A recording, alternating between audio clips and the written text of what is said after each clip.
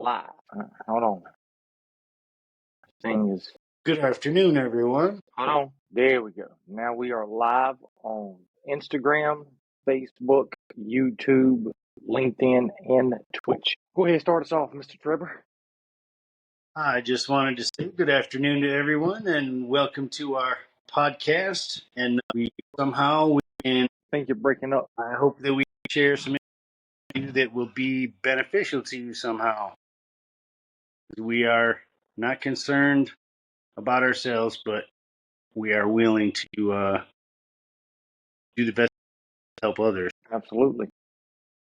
Welcome to the One Moment Podcast. Absolutely, my brother. Absolutely. All right. And my name is Kevin. And listen, just for clarification purposes, we are not giving any clinical advice on this. I am only licensed and or certified in the state of North Carolina, no other state. So, as Mr. Trevor said, this is the One Moment Podcast. Thank you for joining us. I know we are live across various platforms. Part of our goal is just to, talk about mental health, substance use, suicidal awareness, or bring more awareness to that. Huge stigma continues to, be rampant in the mental health and substance use field, or as it relates to mental health and substance use disorders. And so we consider ourselves more so of a wellness podcast. So thank you all for joining in. We sincerely do appreciate it. And I'm going to pass the torch to Mr. Ruben. Again, Vernon, this is our third podcast, and I'm looking forward to learning and growing. It's a learning curve, of course, doing a podcast. We're not on the level of Joe Rogan. We hope we get supporters, but it's not about being on that level. It's about spreading the word, and hopefully you'll learn with the audience. I'm glad to be a part of this podcast. Absolutely. You go to onemoment.chain.box. You will be able to see our link to our podcast site. With that being said, this is all of our social media links. We are on Spotify. We are not live on Spotify just because that is something that we just did last week. So I still want to play with it and make sure everything worked out. So we do not get paid by anybody. If somebody wants to buy us a coffee, donate, or anything of that sort, the primary two ways is donating via crypto and donating via PayPal. Again, that's only if you want to buy us a coffee just for, giving education to the public. Now, the other thing that I want to show you is who sponsors us and or supports us. So, a couple of people. We have W Energy, 10% off of any product they have. Use One Moment. All right. We support them because, again, we are a wellness podcast. They use, as far as their ingredients, this is taken directly off of their website, whole coffee fruit extract, formerly Neurofactor, a patented all-natural ingredient derived from the whole fruit of coffee I cannot pronounce that word, so I'm not even going to try. It enhances the production of a powerful protein in the brain called brain-derived neurotrophic factor. In a clinical study, Neurofactor increased BDNF by 143%. Please visit official site for additional information on ingredients. So going to be the first one again. If anybody wants any, wants to, please use One Moment. That's a promo code. You get 10% off of all their products. All right. Second sponsor is going to be Mindfully Me Counseling. She is located out of Texas. All right. Check her out. Her name is Patricia Hernandez. I think she's a LCS or licensed clinical social worker. She's an amazing lady. She's been practicing for several 24 hours. Please check her out. All you have to do is Google Mindfully Me Counseling. And if you're on the website, you can just click one of these pictures to carry you to her website. Schedule definitely if you need some mental health counseling. Schedule an appointment with her. You will be happy over the services that you receive. Our next sponsor, is going to be, or the people that we support, is WebHash. WebHash is a Web3 organization. Our website is built off of the WebHash network or the WebHash blockchain. They have an amazing team that if you run into any issues, they are responsive almost immediately. I've been ecstatic with all of their products. So yeah, and you get to tokenize your websites. You get to token and our domain. I'm waiting for them to actually give me the information to post up here. But one of the organizations we support is DNS. DNS is a Web3 um, platform. By purchasing a domain through them, you actually turn it into an NFT. So those are the first couple of people. And then, Ruben, tell us about our other sponsor that hosts us every Wednesday. Oh, the facility is the Healing Place. They're located in Sanford, North Carolina. They provide substance abuse counseling, mental health services as well. We'll be live from there next week, and I can give you more information for us, the telephone number and what have you. So, I think it goes back to Mr. Trev now. What's going on with you this morning, Mr. Trev? Oh, not a whole lot. I'm just enjoying this wonderful warm day here, trying to keep my Yep. dog barking, being a distraction in our topic in our conversation today. But you can't make a dog not bark.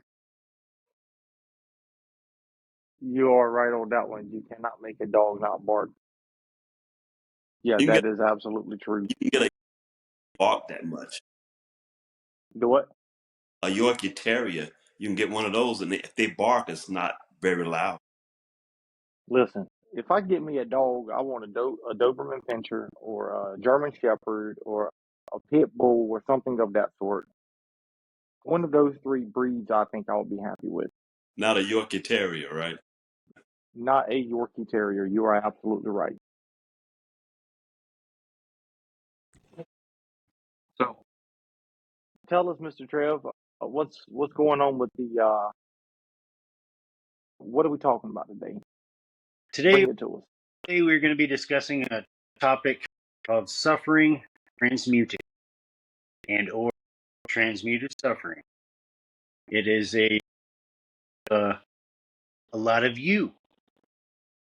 And we define that as definitive upon a variety of different things.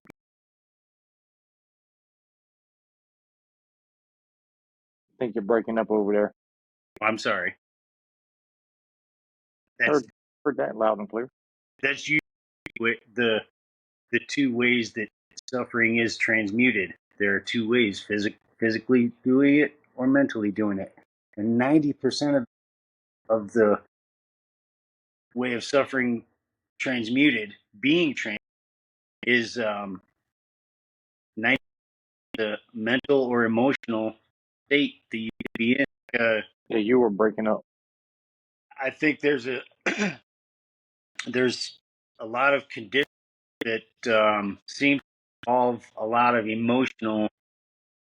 You could be angry or afraid, or you could not really like something to a strong extent.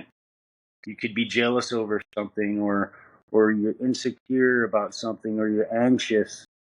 A lot of emotional involvement there, and that's why they classify it as being 90% mentally, and the other 10% could be a physical suffering thing that you could be in severe pain It could be a hunger issue. You could feel isolated, and that's another topic that we discussed. Yeah, we tend to place where we're not able or conditioned to allow ourselves to accept something that doesn't seem to be on our terms. So if we could break out the discussion to start with, what other ways do you guys think could be ways of getting through or having to acclimate to the idea that you're in a condition of transition? Hey, I'm gonna I'm gonna let Ruben go first on that one. well, that's what I was going to ask Kevin. Since you're working on your doctorate, not saying that I don't understand the concepts, but I thought you could expound on that topic. What made Trevor? What made you pick that topic? I think it's a great topic. Talk about emotions and what have you. Oftentimes, we as men we're socialized not to talk about emotions. So when you have three guys talking about pain and suffering, how that affects us, I think that's important. I think being a counselor or a therapist, I see that oftentimes with a lot of patients, who are going through mental suffering, and Mm. uh, oftentimes they say that's why they turn to drug use, whatever reason, then they become addicted. So I think working through that, and you said that the name of that is transmuted. What? Suffering. Transmuted. Yeah, the title of the portion that I read was "Suffering Transmuted." But Yes. you can transpose the words either way, but it's hmm the same exact thing. So I think that's a topic that probably needs to be discussed because a lot of people are suffering. Whether it's, you mentioned about mental, physical, and whatever. I believe, especially as one ages, learning to deal with pain and suffering. A lot of times when you're older, you start hitting your 60s, 70s, and 80s. I'm 68. My grandmother once told me she lived to be about 90, and she outlived two husbands, outlived most of her siblings. And she used to tell me that aging is great, it's a blessing, it deserves gratitude. But unfortunately, if you live to like 90, unfortunately, you're going to lose spouses and siblings and what have you. And that causes some emotional pain, and she learned to deal with it through spirituality, her belief in God and her church. I think finding ways to deal with that is important. But I also think that is equally important to understand what can be suffering or what can cause a pain and all that. Because, you know, I love what you said, Trev, earlier because you made the comment that, and I'm going to paraphrase or I'm going to use a different phrase here, right? But you mentioned that pain and suffering is subjective, right? One of the reasons I am a true believer of that is because anybody can go through a hurricane, right, or experience a hurricane. And not everybody is going to experience post-traumatic stress disorder, post-traumatic stress symptoms, or even acute stress syndrome or acute stress at all, right? It might be more on a mild level for or non-existent for many people. Others, they might have some PTSD, right? Some PTSD symptoms or some acute stress disorder symptoms.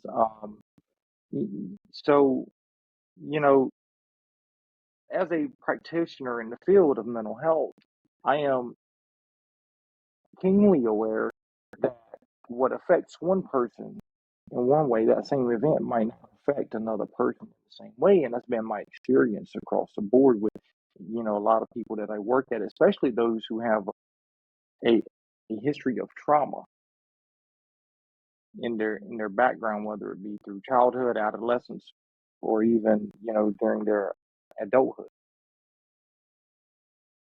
And so learning to you know, take one's suffering, and it could be again due to trauma or, you know, even through, maybe it's related to turning somebody recovery story, right? Their experiences in active addiction, turning that into a,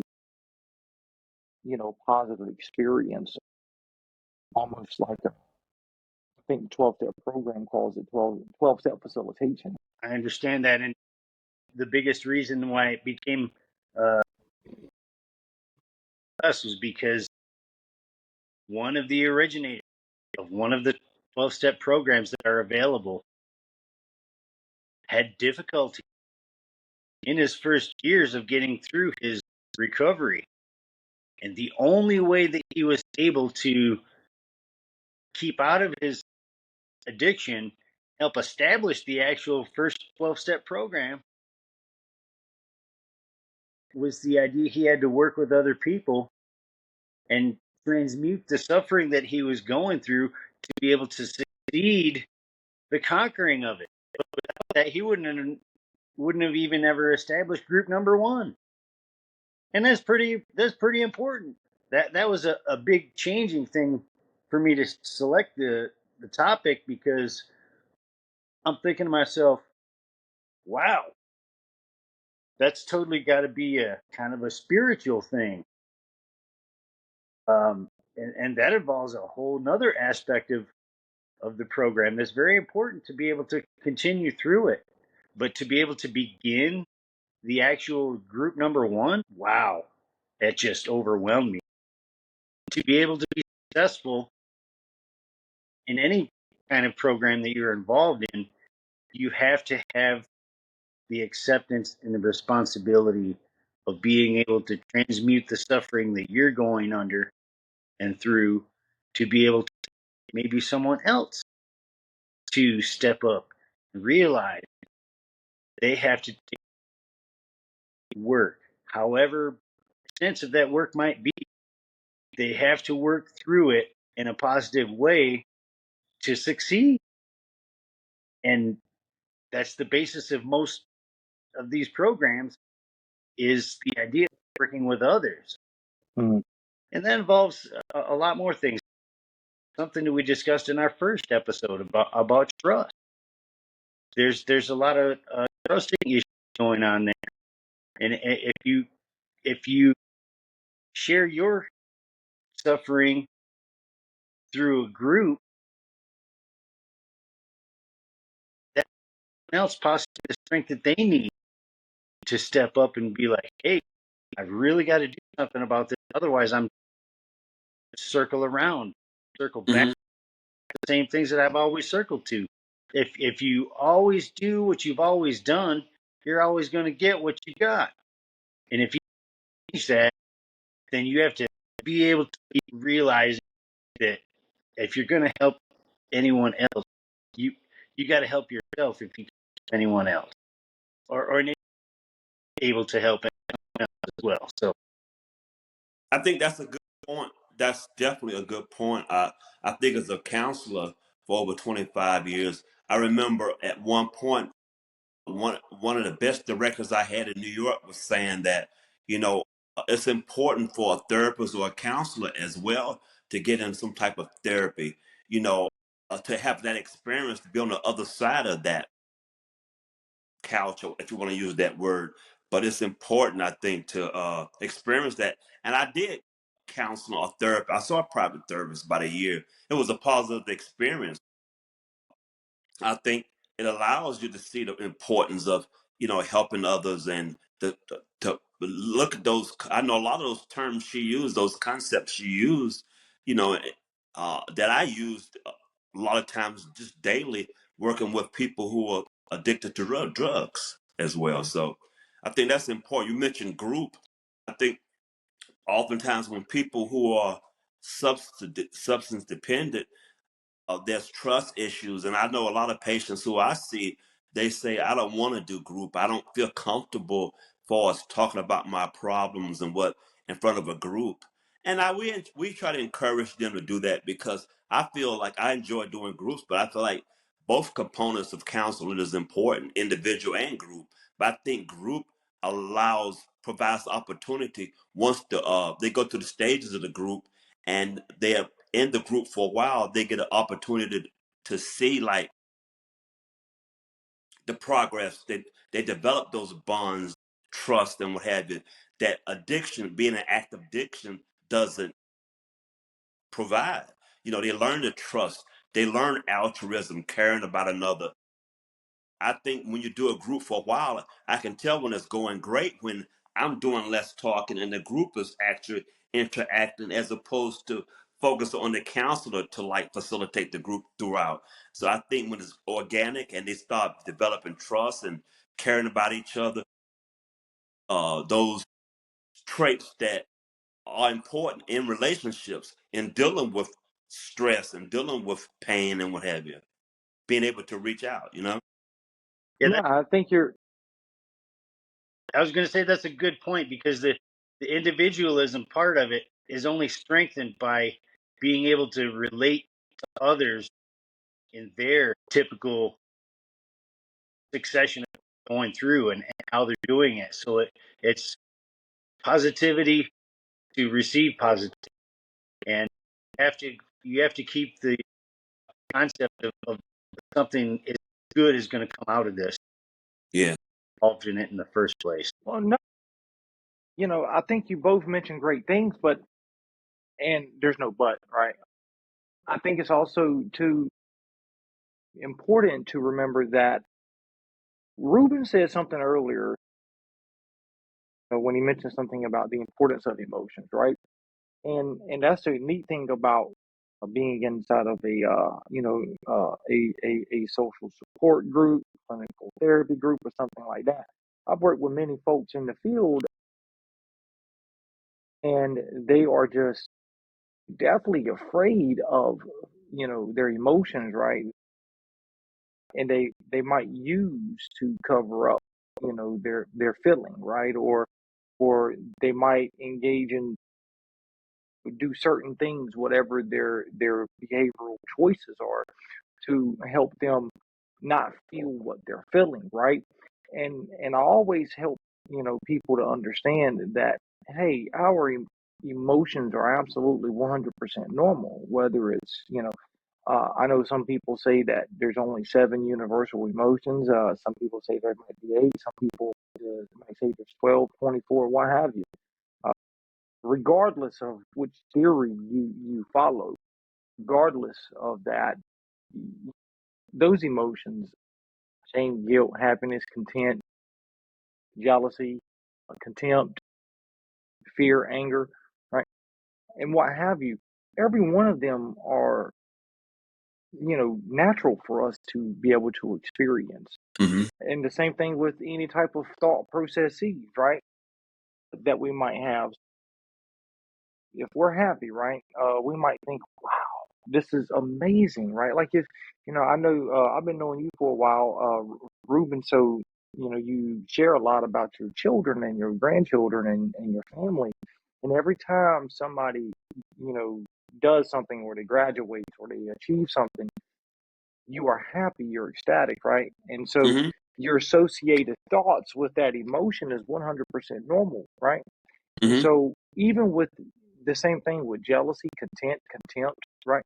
Anger, fear, all of those things, any thoughts that we have that's related to that, to whatever specific emotion that we're experiencing, absolutely normal. That's where group therapy or any type of support group can come into play at. I know for me, early on, man, like I ran from emotions. I hated emotions. I didn't want anything to do with it. But now, like, that's one of my primary go-tos from a clinical perspective. I help people understand emotions. I help people, tap into their emotions, and you know, but more importantly, that's where the peer support comes into, right? The peer network. They're the people in the group, because they get to. I think you said it, Trevor. There's a piece of there's a sense of identity with somebody else, right? That's And that identification helps to solidify maybe a feeling of self acceptance. that's true. that stands on the shoulders of the mechanics of why the suffering be transmuted. And those are feelings that, like, your thinking part of it says that everything's okay, everything's in order, as how it should be, and that sometimes can be a lost perspective on how you think or feel, because your emotions or your thinking process within you, which is your brain and your head, determines your own personal experience. Your mind is really not uh, yours specifically, because what you do is seem to allow to let the world and or civilization or society uh, dump it into your garbage bin. You got to remember, if you allow uh, anyone and everyone who is interacting with you, they can put stuff into your head that you maybe don't really know how to correlate. I understand what I'm getting at. Definitely.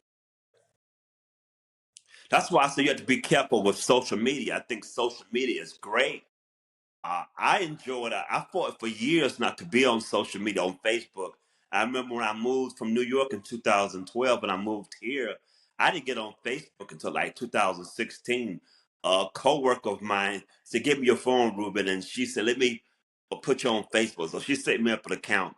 And it gave me the opportunity to like communicate with people who I left behind. I had close relationships in New York, even people in North Carolina, other cities like Florida. It allows that. But I think that I'm glad the social media wasn't around when I was going through my teens and what have you, because I think with social media amplifies it. I hear some young people talking about, well, I only got 10 likes today, and that saddens me when a person builds their confidence on how many likes they get. And I think I always say, and that's the beauty. And you have to do the work though. That's the beauty, I'll say, of growing old. I say as much as I know that I have probably uh well more years behind me than ahead. People say, "Would you want to be young again?" I say, if I have the knowledge I do now, I probably will enjoy it. But I think this part of my life and being at this age, I think I have more gratitude. I have more confidence. It's not, I had to do the work. I'm on social media. I don't get upset if I only get 10 likes because I know what's important. Close friends, family, those things like Kevin mentioned. When my granddaughter graduates, so she's an entrepreneur and she has a cosmetic line, and I love posting stuff about her. I think those things are important. I think social media is great, but it can also dismantle a person's self-esteem. Definitely, yeah. So Yeah, I hear you on that one. Mhm. I actually started my first Facebook account in 2007, and I think that was sometime around when the Facebook thing first came out. And I got up to a point where I had like 1,500 people. I didn't know every, but I heard my friends, and eventually the interaction with them. I'm talking. I had elementary school friends, middle school friends, high school friends, work friends, but eventually the interaction with them seemed to to be diminished because they developed new technology where you can just add in an emoji. So it's kind of Right. a lessening of interaction. It drew me completely all the way out of Facebook, into where recently I'm back on board and Yes. just sharing the positive things that I can with, instead of just Hmm. my opinion on this or my opinion on that, because I was doing the thing, transmuting my suffering onto others and expecting them to envelop the same ideas that I had. And that's Yes. not really a social thing. That's kind of an anti thing. And I didn't realize that I was actually living it or doing it. So yeah, what you allow to be placed into your head and your interactions with others is critical to level out your per se garbage bin of what you want to have brought in here. I just like that the idea or the concept that when you think your mind is really yours, you're allowing the rest of the world to put into it for you to believe or think of a certain way. Mm-hmm. Yeah. Well, and I think that's uh, that as y'all were talking about social media influences and group influences, I pulled this up right here just just for a quick reference for anybody, not just ourselves but also for uh, the audience. And it says that social media can benefit us in various ways, such as transforming communication, bridging demographic gaps, fostering global friendships. It allows individuals to share news and events in real time, enhancing the speed and reach of information dissemination. However, the democratization of information also fuels the spread of misinformation and fake news, making it increasingly challenging to discern reliable sources. And it also has an impact on mental health. It can lead to feelings of inadequacy, self comparison, contributing to increased anxiety and depression. Excessive use of social media has been linked to a decline in overall mental health, highlighting the need for individuals to practice self care and set boundaries. And so when I look at what both of you were, I was listening to what both of you were just saying, and you both mentioned great great concepts that I feel like is not really talked about a lot. And it is losing our identity in favor of, something else or somebody else. Now, I think somebody said, a lowered self-esteem.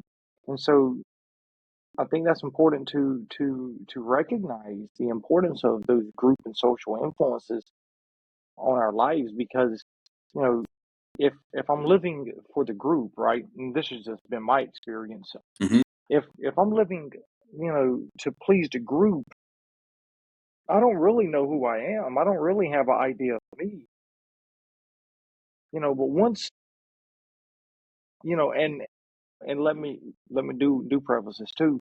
That was every decision I made was based on what somebody else said. Everything I did in my life for 22 years was just absolutely based on other people's ideas, not any of my own. And yeah, it was learning when I made different decisions at the age of 22 do life differently. I started standing up for myself. I started advocating for myself, right?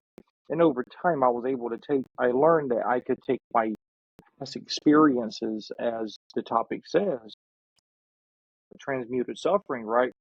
Been able to use that in a positive light here and help numerous people out to the best of my ability. At least I hope some people out. So yeah, I think transmuted suffering is not just in the on the individual level, but I think it's factored into the social pieces of us too. Mm-hmm. So you mentioned like self care. So with use that word transmuted suffering, you know, not to talk about the negative aspects of it. How do we? I don't say we can't overcome that because those are our emotions. How do we practice self care in dealing with that? I know that I often say with patients, there's emotions are you know, emotions. They are emotions, and basically, they are not bad emotions or good emotions. It's learning, to deal with those emotions as opposed to numbing that pain. That's what oftentimes with addiction comes in.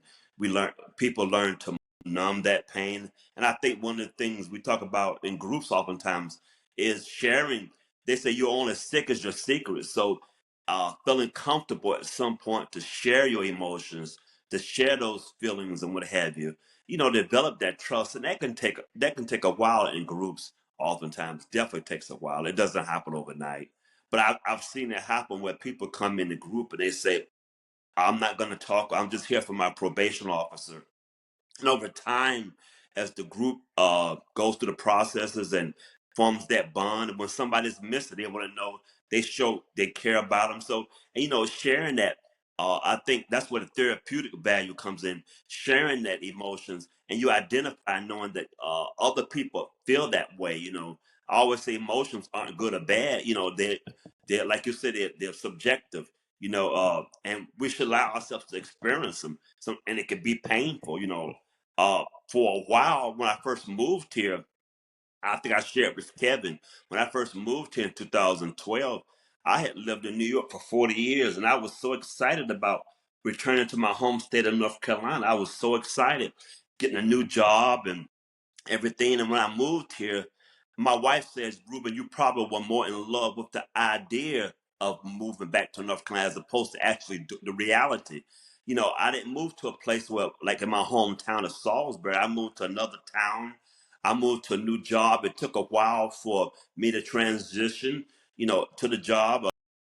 At the time, I wasn't techno savvy, and I'm still learning. There was a time when I first started, I could only type maybe 20 words a minute. I could probably type about 80 now. I had to.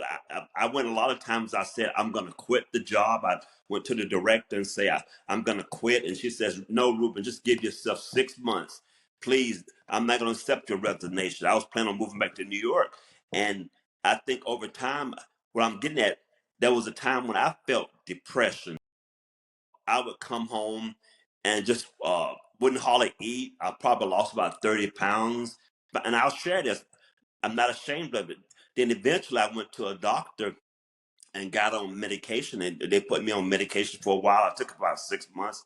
And that allowed me, with working on that anxiety, I had a good director, and I still do at the time, who say, Ruben, you know what, you have 20 plus years of experience as a counselor when you moved here.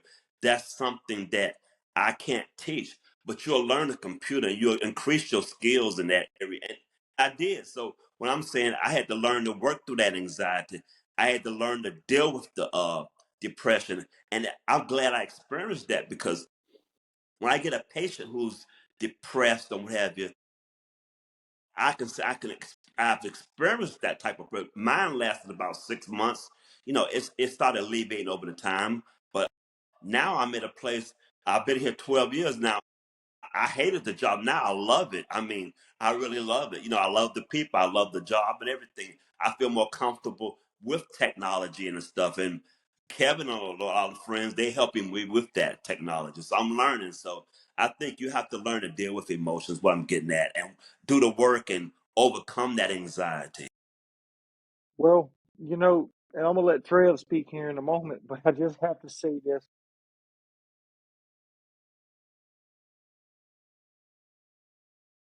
Ruben, you can get better at typing on the computer. All right. You can work on your depression. You can do all of those things, right? You can improve your health. But here's the funny part about it, right? You What's will that? never be a Southerner. You will always be a New Yorker. And there's not, I lived in New York 40 years, but I'm originally from North Carolina. And I tell Ruben, my family, no, I'm a Southern. They say, no, Ruben, your attitudes, your accent, your behavior, your thinking, sometimes you could be aggressive. You lost that Southern charm. I said, no, I still have that. no, you don't have that Southern charm. You know how many times you hang up the phone on me when you're mad? But anyways, go ahead. I ain't even gonna let you respond to that. Mr. Trev, go ahead. Go ahead, Trevor. Here's a little interest you in on that. I was actually born in New Jersey, so I claim that I am an actual blue blood. Now, I was raised, I only lived there for a year. My parents moved back to where they were from in Michigan. Then, when I was about 28, I moved to the real LA, lower Alabama. And so, Okay. The real yeah, real LA. The reference earlier about hurricanes, and I actually survived a hurricane there, Hurricane Ivan. I'm telling you, there was a lot of suffering that I was able to transmute through that, but I developed. a relationship with my higher power like you could not even begin to imagine how Yes. it was going through Hurricane Ivan. Anyhow, I'm just saying that I was a blue blood GD Yankee. I had blue blood that's born in Jersey, raised in the Midwest breadbasket, and then transplanted down into lower Alabama. Now I live out in the West in Colorado. Yes. Now I'm nationwide. Can you believe that? Sure. It's really interesting that the suffering you go through wherever you're at. You have Hmm. you have to get through the delusion that everything is always going to be okay. No. Not always okay, and you have to have some way to get through that with having the mindfulness of understanding your body and your mind, because those are the two sources of the suffering. Remember, that was the first thing that we discussed: physical suffering and mental suffering. You have to be aware of Hmm. your body and your mind and establish proper space to begin to end the suffering that you're under through. Some of the causes of it could be greed, hatred, like I said, delusion. You could be delusioned into some kind of thinking that you developed from when you were a kid, or the relationships that you had with people that you were involved with. All these actions that come in progression through your experience in life, and you accept them as being okay to do, but yet they're learned behaviors that a lot of the things that you're uh, complicit to don't really help you to behave properly and a good mental health state of mind. Hmm. It's the opposite of getting your mind still, or you have to get behind that part of it so that you can, instead of just having a still mind, accepting everything that you've learned, you have to be open to a new type of thinking. Yes. So yeah, the watching thing, you have to create distance and have a still mind by controlling it, in the sense that you have to control your stilled mind and focus Yeah. on things that are positive to help others, instead of sucking in what the world exposes you to, and you thinking this way or you thinking that way. It's Hmm. a very complicated process of suffering, and it can be transmitted a lot of different ways, because as as unlimited as our minds were created, we have a vast amount of emotions to experience, and they cannot be necessarily described as just a certain uh, limit of them that are normal. The human mind is just an amazing thing that sometimes you think you're acting right, and the rest of everybody is like looking at you going, "Oh, you're not acting right." And there can be lots of severe consequences of that. There's You have to either watch what you are doing or try to control it in a positive manner, and that's No. the part I was trying to get. So yeah, it was an amazing thing to go through Hurricane Ivan intensely. With great that you brought that up, because the hurricane of life gone through in a proper mindset. I just only know that my higher power has a higher purpose and better purpose for me than I have even discovered yet. And I'm Hmm. halfway to 106. So real quick for our audience, and then Ruben, I'll let you pick up. Just want to give a quick shout out to our sponsors again. Dubby Energy. All right, 10% off of their products. Use promo code One Moment. So Okay. where you can pronounce? I'm a good linguistic Well, type. yeah, Dubby or Doobie, however I pronounce it, Dubby. Not Doobie, it's Dubby. Yeah, no. Listen, let's get our mind on the straight and narrow here. We're trying to help the audience, Trev. Nah, and then To be again, organic too. We stick to the topic, but I think I always think the interaction, how the host and right? interact is important. Nah, right. You are right on that one. Then again, I just want to reiterate, Mindfully Me Counseling out of the state of Texas. Miss Patricia Hernandez. If you go to our website, you go to our sponsors and partners page, you will see her at the bottom. If you click on one of these two pictures or both of them, either or, it will take you to her website. Definitely, if you are looking for any type of mental health, substance use counseling, definitely would encourage you to schedule an appointment with her. She only practices in the state of counseling. And real quickly, please, Ruben, before you get to what you're going to say, who is our next sponsor? It's called the Healing Place. The Healing Place, and that's in Sanford, North Carolina. Director and she used to work here, and it's an awesome person. They offer very compassionate, professional care. I think they do a lot for the community, the underserved. I think they provide a lot of products for women and what have you, like hygiene products and what have you, in addition to counseling and therapy and what have you. And I think they accept a lot of insurances as well. And we'll be there next week, and I can actually get the flyer and provide you with more information because they're great in allowing us to actually have a place to be there and do this podcast. Right now, I'm at a separate place than the rest of the people. No, no. Yeah, so please support our sponsors. Either you can support us by donating if you cannot donate via crypto or PayPal. And like I say, it's only buying us a coffee that we are saying if you donate directly to us. You can't do that. You can always support our sponsors and partners.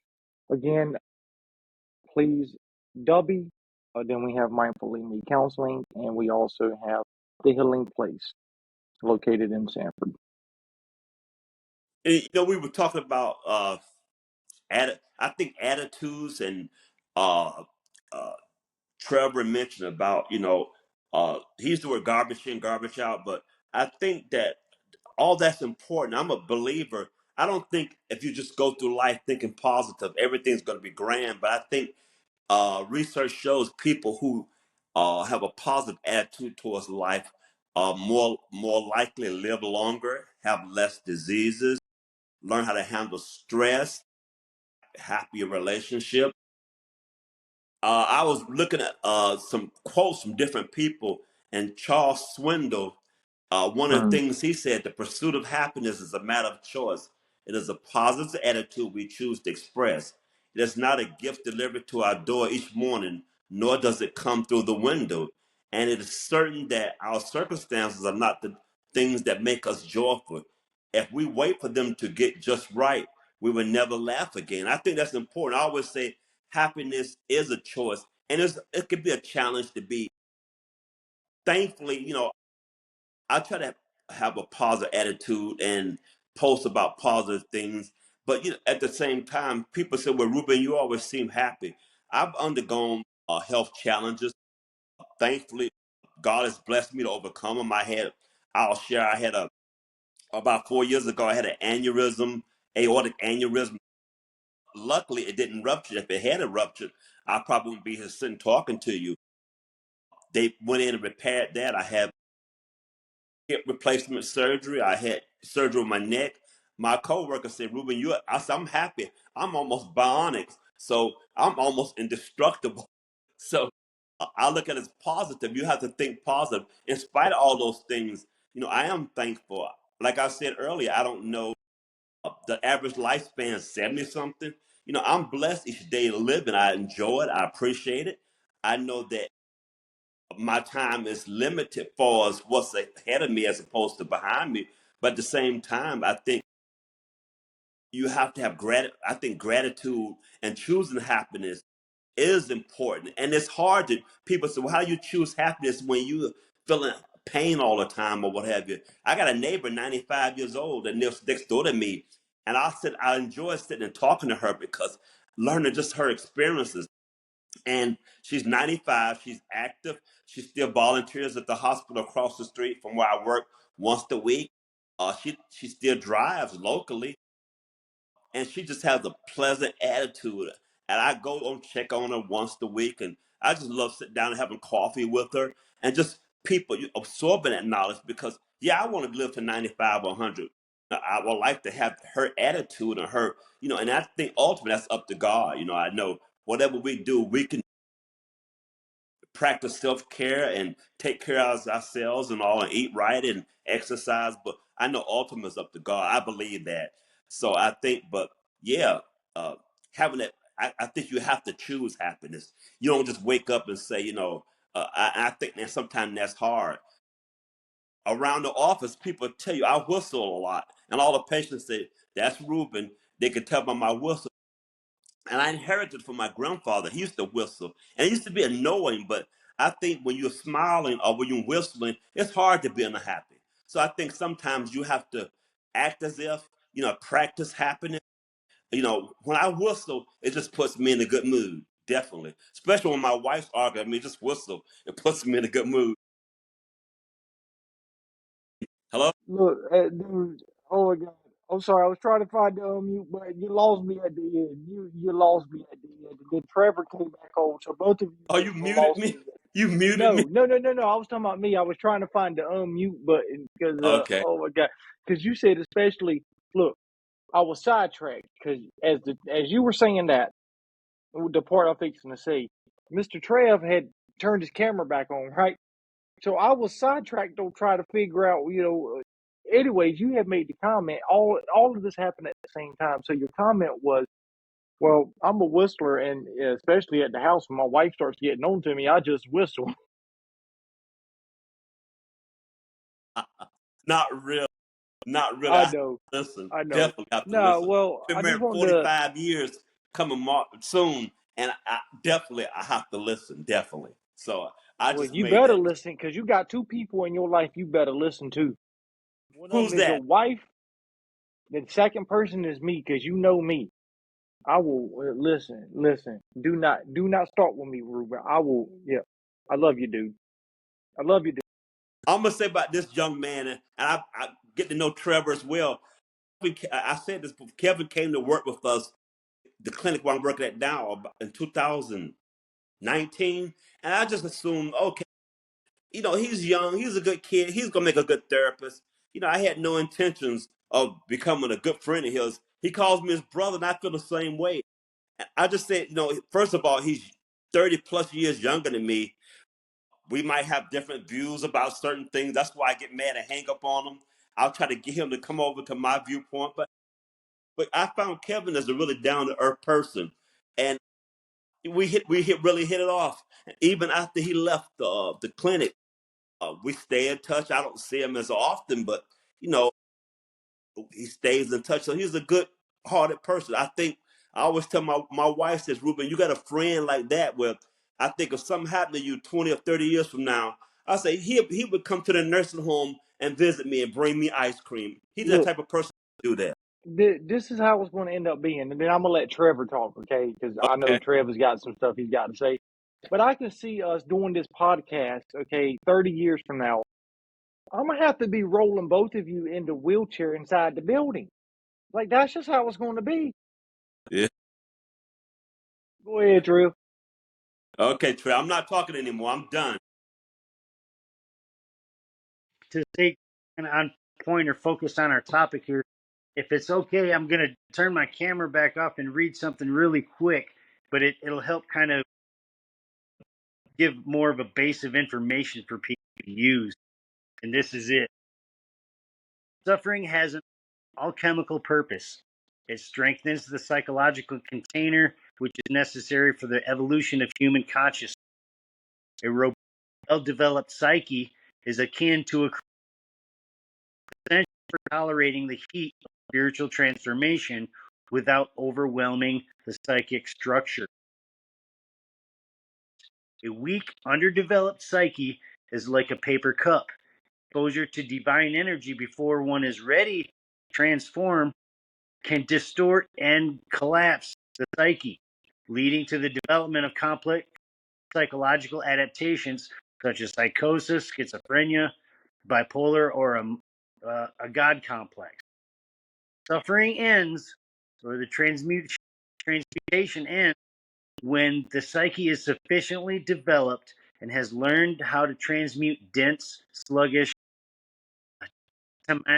states of being into free-flowing, vital satvics. When this movement of transmutation is embodied, harmony becomes the norm, and the psyche naturally evolves itself to a more elevated state of personal consciousness.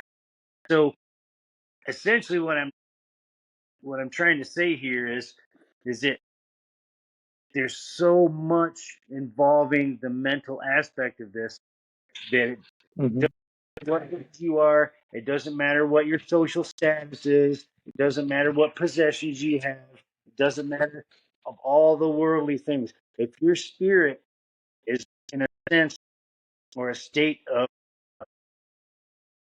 an emotional response to whatever the situation is or the knowledge that you're getting or allowing in, that you have the you have the uh,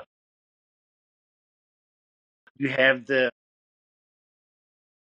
possibility, that's what I was trying to say, of going in a negative direction.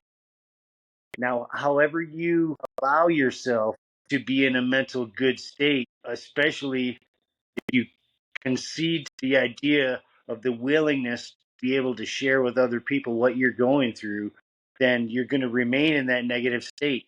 And you don't want that because it can disrupt your life to follow the entirety of your entire existence.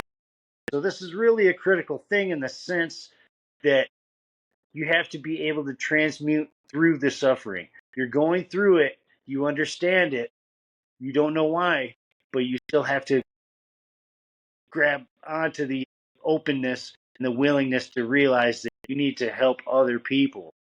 That's much the gist.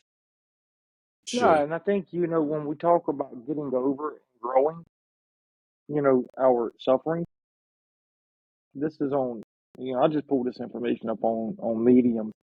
They're talking about a lot of things. Ruben and you both have shared on several of these things, but some of those is, we've already talked about under, feeling our emotions, accepting our emotions as is.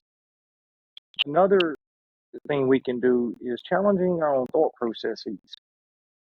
I know a lot of, when I'm in individual therapy, sometimes when I'm in group, when I'm holding a group, I will have a individual try to challenge me, or if they don't try to challenge me, they will, I can sense some type of, you know, clinical, you know, in other words, they are stuck psychologically in whatever situation they might be stuck in, or they're making irrational decisions.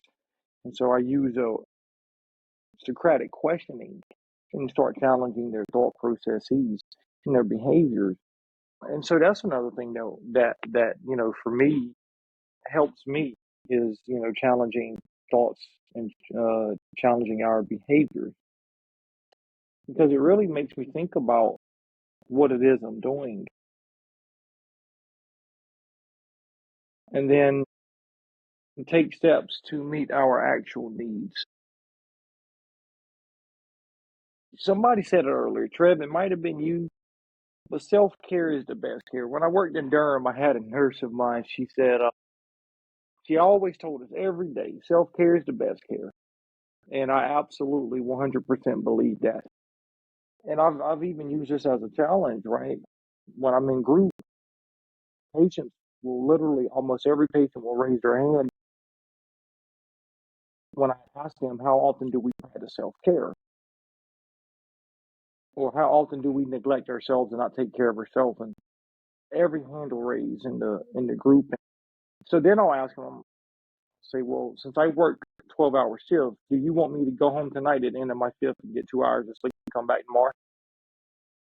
And and it helps them to understand the concept of self care, because I have to take care of me, right? I have to take care of my needs, and so by doing these things, I'm able to help transform some of my pain, some of my experiences, negative my negative experiences into growth, or opportunities of growth. I'm gonna end with this, Mr. Trevor, or Ruben, whichever one of y'all want to pick it up. I got a mentor of mine that says, He says something about, today I don't have problems. I have opportunities of growth.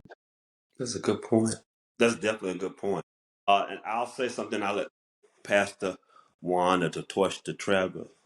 I remember a clinical supervisor that I had a few years ago was saying this, and I agree with it.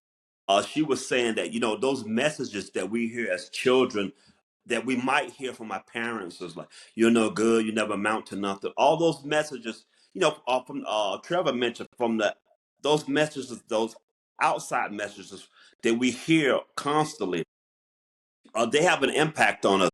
But I think the beauty of it is that as we grow and venture out on our own, and we can not erase those negative messages, but she was saying that you can replace those negative messages with positive self-talk and what have you. And I believe that, we talk about having positive, I tell patients about positive affirmations. It might sound corny, but over time, if you continuously repeat those, internalize those, they do promote change. I think there's something positive about thinking. I don't think thoughts are just innate or just random. I think our thoughts do have an impact on how things turn out in our life. I know for me personally, when I started believing in myself and wanted to go back to school and what have you, and when I turned 40, becoming a counselor, I know there were negative messages from other people to say, you can't do this or you can't do that. But I think once opportunity knocks and you start changing your thinking and thinking positive, I just think sounds far out there, but the universe is gives an abundance, and the universe has a lot to harvest. That's why I say, as you learn it in life, you don't have to compete with.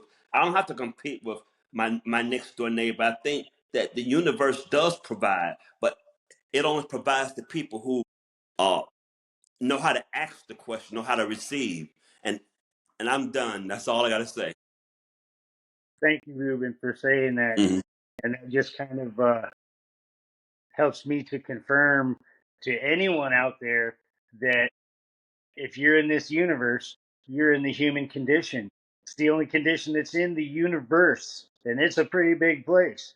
Lots of planets, lots of other things, but we don't know anything about the rest of it except this one that we're in. Um, and on the point of understanding or realization, we all know and understand that life is a very chaotic place. It's full of pain, it's full of fear, it's full of injustice all over the place. It doesn't matter where you live at in the world, it's here.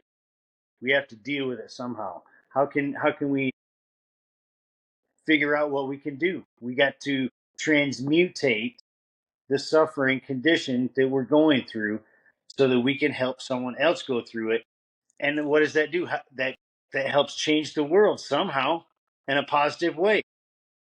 You have to change yourself to be able to adjust to the chaotic state that we're constantly in.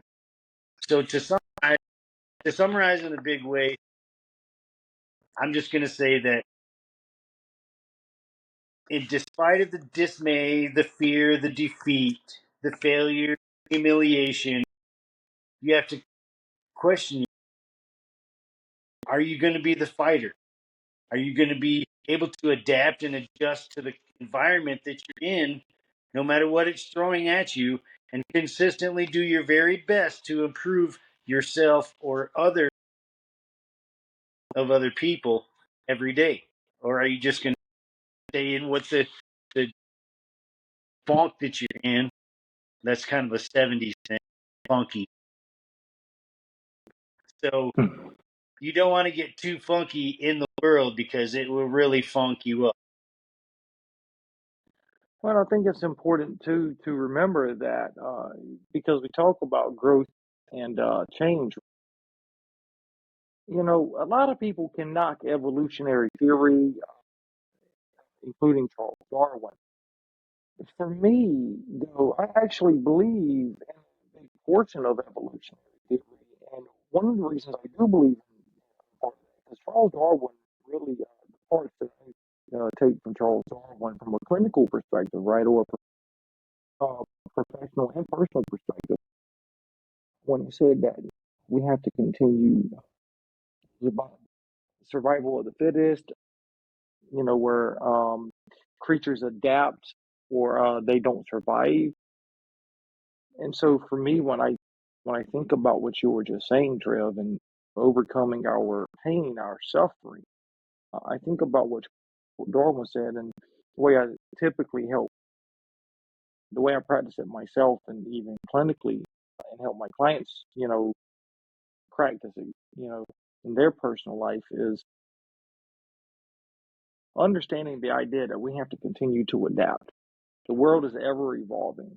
We have to continue to adapt to an ever changing world. Yes, we do. It's a constant state of learning and adapting our characteristics in a positive manner. Simply, Okay, and on that note, we're gonna close out because I have a routine and practice self care. I eat dinner around about 4:30. If I'm not home, my wife gets upset. So we're gonna we don't close out. don't Ruben, Ruben, let me tell you something. All right, listen, somebody you need to be worried about is not your wife, but it's KO, brother. Let me tell you, okay? Yeah, right. You You already never know give me how, a home to sleep in at night, a bed to sleep in at night, are you? brother. Mi casa, su casa. Casa, su casa. I love you, Okay. brother. Thank you, brother. So, listen, let's close it out with our message to our sponsors again. We have, let me find it, what I'm looking for. definitely W. Not Doobie, but Dubby, right? Dubby. That's Yep. correct. Dubby. Yep. Dubby Energy. Listen, buy their product. If you drink energy drinks, listen, I don't drink any of the other energy drinks just because I had a negative experience, a real bad experience, a very bad jitterness, all of that. Completely, yeah, I had a negative experience with that. Dubby, however, does not do that. 10% off their products when you use the code One Moment. Again, if you are in the state of Texas and you're looking for mental health substance use therapy, please contact Mindfully Me Counseling, Miss Patricia Hernandez. She is an amazing lady, an amazing clinician. Known her for a little bit, for quite a few years now, and he is again awesome. And then to wrap it up with our last and final sponsor at this moment, go ahead, Mr. Burden. Oh, the other sponsor is a healing place located in Sanford, North Carolina. And it's a great facility. I'll give you more information on next week. And also, I'll put I'll post my business card. As I said, I'm what you call a SAP. That what it means by substance abuse professional for the DOT. That means I'm registered with the Federal Motor Carrier Safety Administration.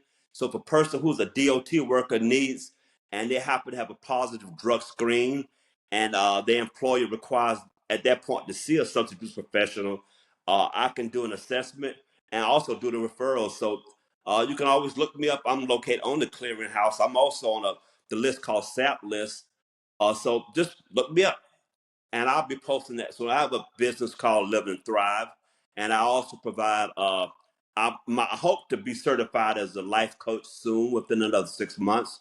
So I want to, help the community and what have you. So that's it. Um, Absolutely. Last but not least, the one organization we support. Actually, we got a couple of them. I'm waiting for them to give me the sign to throw on the website. But WebHash is an amazing organization. In the beginning, when we were building these websites, what, 7, 8 months ago now, folks, we went through 3DNS. Okay, again, 3DNS is where we purchased the domain from, and WebHash is who we built. We used their platform to build the website.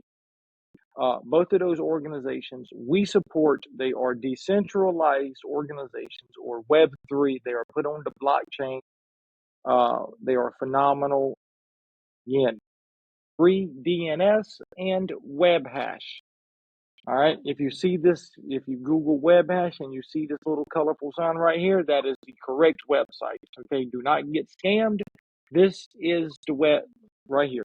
And if you go to our website and you click on this little sign right there, it'll take you to web hash website. Okay. Now, that being said, I am good to go on my end. Folks, this is always a pleasure to see y'all. It's always a pleasure to bring the message. Peace and love as always. Thanks, guys. You have a blessed day. Hold on.